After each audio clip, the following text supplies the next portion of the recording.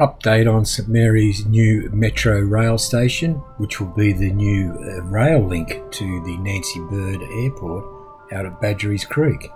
Let's see how far they've progressed.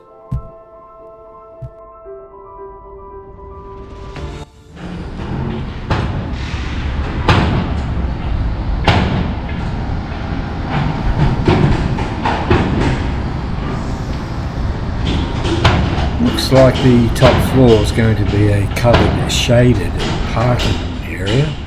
That's always a good idea in Australia, of course.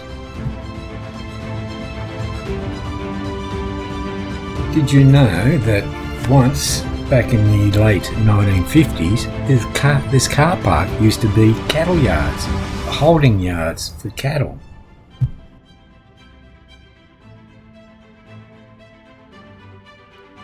Notice on the southern side of the railway line you got the Coles car park being fitted out to a new taxi rank, I believe. We'll wait and see.